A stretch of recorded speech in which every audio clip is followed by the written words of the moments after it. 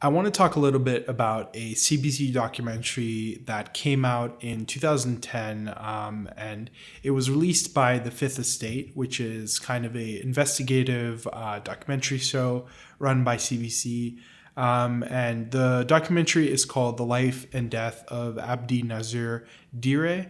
And essentially, it's a story of a young Somali teenager from Toronto who came to Alberta to work in the oil sands in Fort McMurray, and was murdered in a kind of similar fashion to a lot of young Somali men in the 2010s and early 2000s who were murdered, and their murders went unsolved in Alberta. And the documentary essentially follows his life before the murder, and talks to his family, and establishes different connections. But, we quickly see in the documentary that there's a constant speculation around him being involved in the drug trade, but also I'd say like a sensational focus on that as something that I think provides not only like entertainment, but also I think drives the narrative, gives kind of like the reason for like this reporter to even be, talking to this family, or investigating this story generally. Good evening, I'm Gillian Findlay. The young man's name is Abdinasir Dirie, and these are the streets where he grew up. By all accounts, he should have been a Canadian success story. He was bright, educated, motivated to succeed.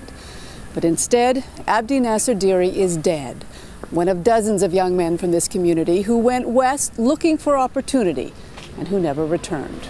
What happened and why are questions that 6 months later, his family still has no answers to.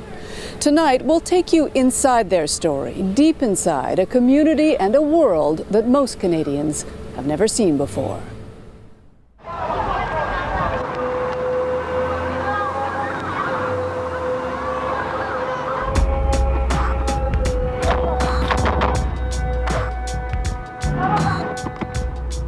Like many Somali immigrants, their story begins in violence.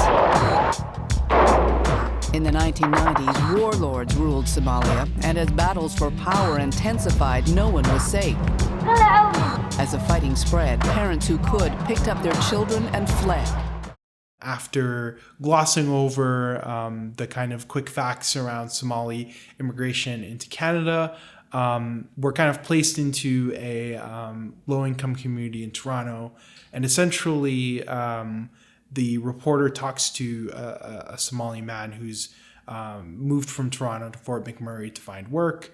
And the guy tells the reporter that, it's very difficult to find work as a young Black person in Fort McMurray.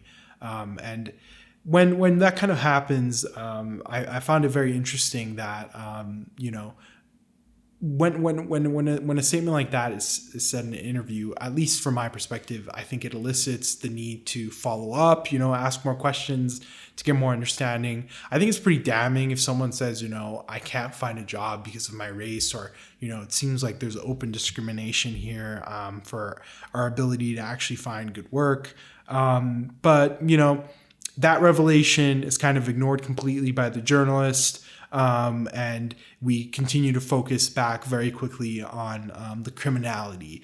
And that's kind of the center point. The thesis is, why are these young Somali men involved in the drug trade?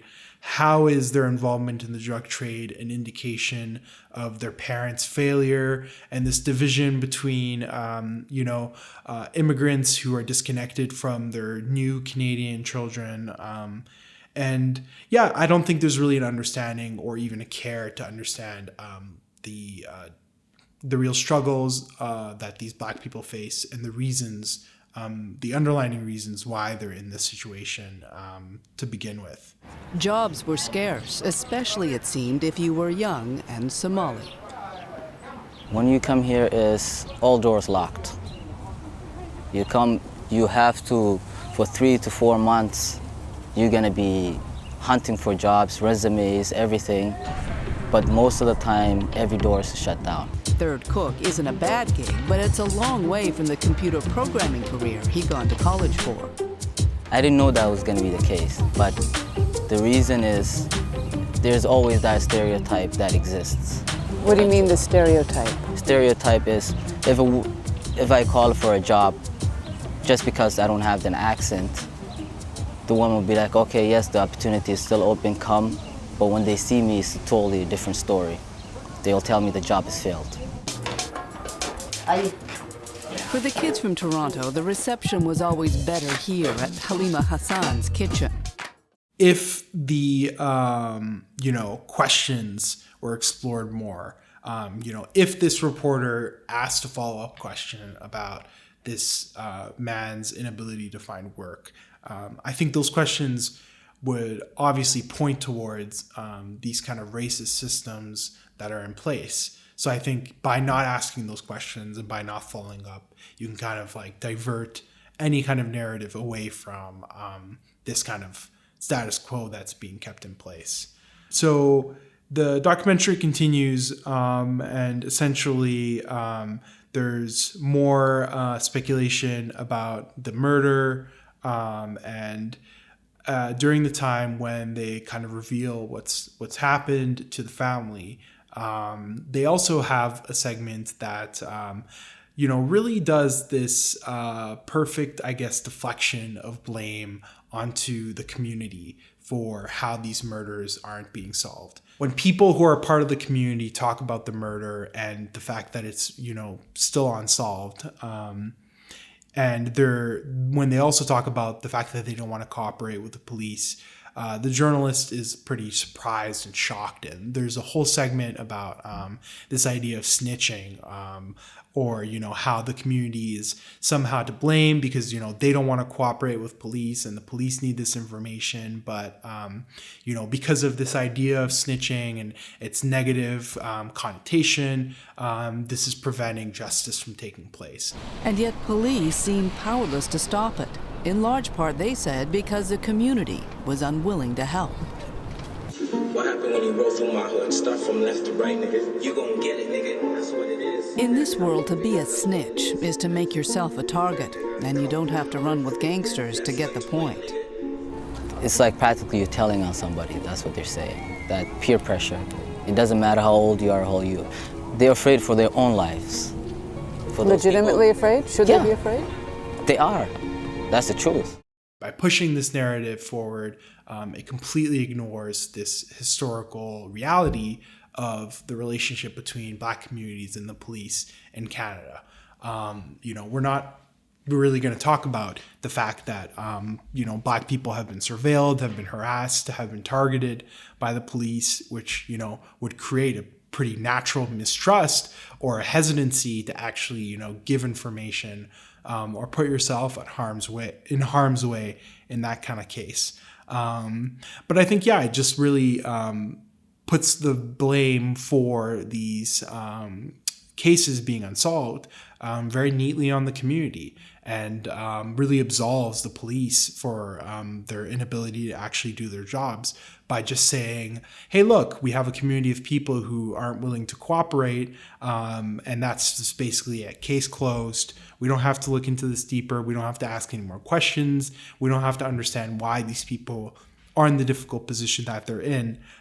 Because, like I said, I think if we did ask those questions, it would unravel a much more toxic relationship, and one that's rooted in power that's placed in largely white people who are in these elite positions. The documentary continues, and one of the last scenes that I think kind of really stuck with me was when the reporter who's at the center of this documentary, who's kind of carrying us through the story, says that that some people might think that Abdi is a would-be gangster, but we also have to realize that he's also a son and a brother. And I think when I heard that from the reporter, I think it really struck me for a few reasons. And one of them is kind of how it creates this false dichotomy. And it also attaches this kind of label onto someone where, we can kind of look at it between two lenses. This person can be labeled under the lens of criminality. Therefore, that somehow, justifies their murder or the situation that they're in. But then also they can be viewed through the lens of the value that they provide to, their family as this son or brother, and how valuable, as a society, we put the family on a pedestal. It's kind of sad that someone's humanity in a situation like Abdi's is only viewed through this kind of like binary, when in reality, he carries an inherent value that I think we all do. When I watch everything that I watched in the documentary, I think it really begs a question for me about what point is this documentary trying to make here? And I think it's kind of confusing when I hear about, all these stories. From my perspective, I'm trying to understand how society has failed these communities. I want to know how, we can effectively dismantle all the barriers that are keeping them in this position, or that are preventing them from actually achieving the kind of good jobs or the kind of security and the kind of quality of life that I think they're entitled to. So what we actually get from the documentary is a pretty clinical, distant observation that's very dispassionate, and that gives coverage of the community tragedy that ultimately reinforces, I think, a lot of the dehumanizing narratives that are already placed onto these communities. So you don't take away any real critique or any real insight, I think, but you're kind of left with, I think, more of the status quo, more of these negative perceptions and narratives. Functionally, I think it serves to preserve that status quo, and also show that there isn't anything that can really be done within the community itself that could possibly help, or even from outside the community that could alleviate this situation.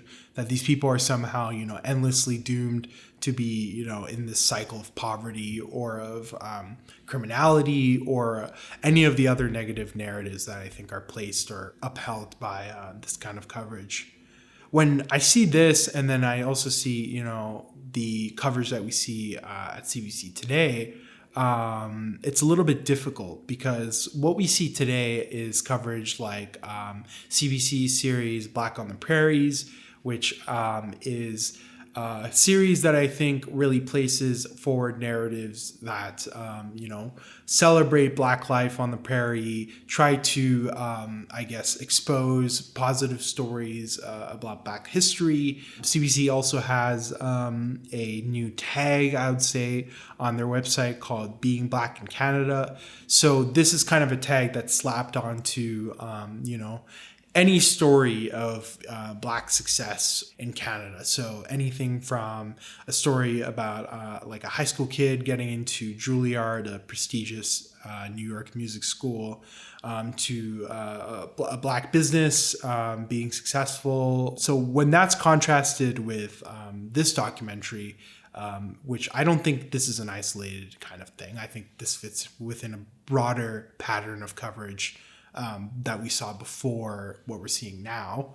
I think it's difficult to, contend with what we have today, because I think what we have today is very uncritical of what was done in the past. And I think by not acknowledging what was done in the past and by just papering over it with these success stories, we're not doing what we should have done before, which is, I think, challenging and seriously examining the barriers that, make us have to even platform these success stories to make the community, appear in a positive light when, we've had decades and decades of negative coverage. So it doesn't necessarily do the job that I think it should be doing. So yeah, I think without this critical examination, without acknowledging the past where this actual coverage stems from, I don't think we're going to see the kind of reform that we need to see from the media in places like CBC.